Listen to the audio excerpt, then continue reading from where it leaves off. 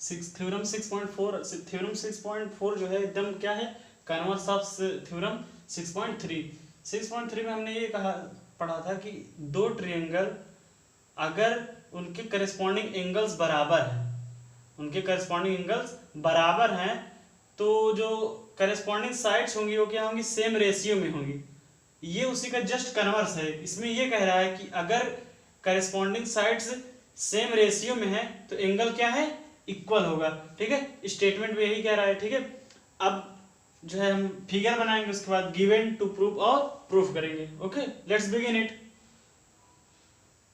देखिए previous theorem में क्या कहा था कि करस्पॉन्डिंग एंगल्स इक्वल हैं। अब इसमें देखिए गिवन में कह रहा है कि करस्पॉन्डिंग जो साइड्स हैं वो क्या है, रेशियो में है। ठीक है, सेम रेशियो में, मतलब A B upon D E is equal to A C upon D F is equal to B C upon E F. ये दिया हुआ है।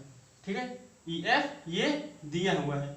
हमको टू प्रूव क्या करना है, टू प्रूव हमको ये करना है कि जो करस्पॉन्डिंग एंगल्स हैं वो बराबर होंगे। मतलब angle A is equal to angle D comma angle B is equal to angle E and angle C is equal to angle F.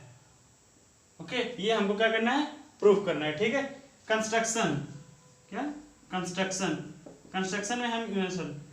में हम ये देखेंगे कि कट DE एट P, इसको P कह देंगे, cut DE at P and DF at Q।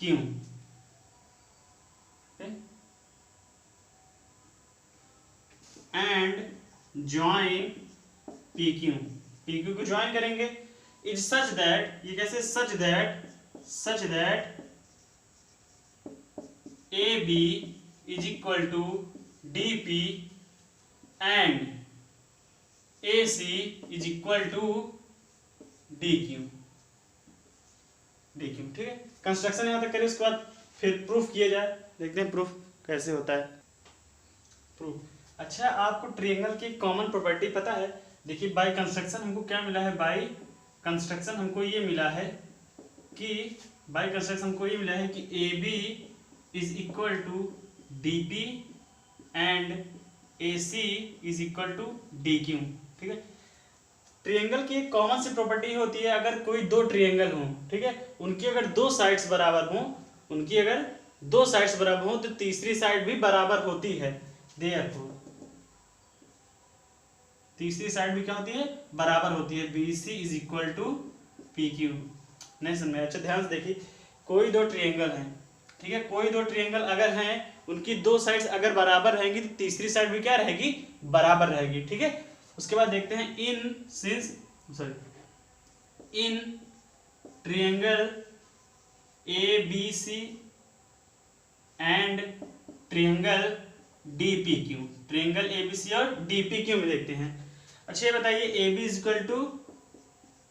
Equal to DP कैसे, by construction. Okay, और AC is equal to DQ,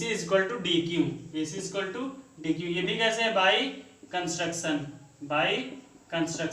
okay, BC is equal to PQ, इसको मान लीजिए लिख देते हैं ऑलरेडी प्रूव्ड। क्या लिख देते हैं, ऑलरेडी प्रूव्ड, मतलब इसको हमने पहले ही प्रूव कर लिया। ठीक है, अच्छा ये बताइए, क्लास 9 में आपने एक थ्योरम पढ़ा था कि कांग्रुएंसी का। अगर दो ट्रायंगल उनके जो है सभी साइड्स बराबर होते हैं तो ट्रायंगल क्या हो जाता है, कांग्रुएंस हो जाते हैं। ओके, कांग्रुएंसी से अगर तीनों साइड किसी ट्रायंगल की बराबर हो जाती है तो क्या हो जाता है, कांग्रुएंट हो जाता है। यहां तक नोट करिए, उसके बाद इसको रेस किया जाए।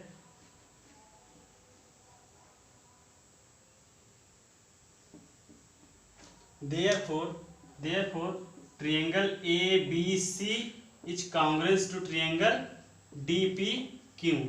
जब कोई दो ट्रायंगल कॉन्ग्रुएंस हो जाते हैं तो उनके सभी एंगल्स और एरियाज क्या हो जाते हैं, इक्वल हो जाते हैं। Therefore angle A is equal to angle D comma angle B is equal to angle P and angle C is equal to angle Q. Okay, यहाँ तक नोट डाउन करिए, तो आगे देखते हैं। अच्छा, एक बात आप लोग ये बताइए कि A B upon D E is equal to A C upon D F is equal to B C upon E F. ये तो गिवन है। क्या है ये? गिवन है। क्या है? गिवन है। अच्छा, ये बताइए कि ए बी किसके बराबर है? डीपी के, ध्यान ये लिख सकते हैं ना, डीपी बराबर DP upon D E is equal to A C किसके बराबर है? डी क्यू के, D Q upon D F is equal to, यही रखते हैं, ये साइड अगर इसके रेशियो ये इसके रेशियो है, देयरफॉर।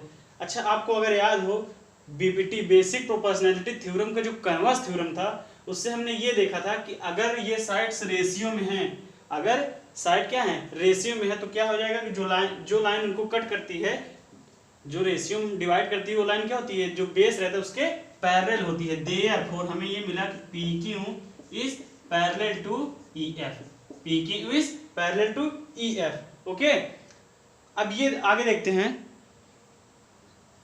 जब पी क्यू ई एफ के पैरेलल हो जाएगा, जो एंगल पी रहेगा वो किसके बराबर रहेगा? एंगल ई के। भाई, जब पहले करस्पॉन्डिंग एंगल्स बराबर हो जाएंगे नहीं, ठीक है। And angle Q is equal to angle F. Okay,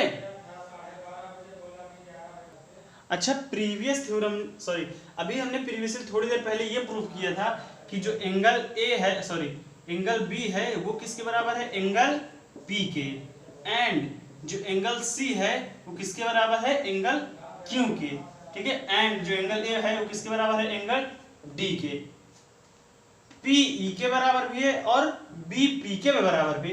therefore angle B is equal to angle E comma angle, ये देखिए, एंगल क्यू बराबर एंगल एफ है और एंगल क्यू सी के बराबर है, तो एंगल जो सी रहेगा वो एफ के बराबर रहेगा। सी किसके बराबर रहेगा?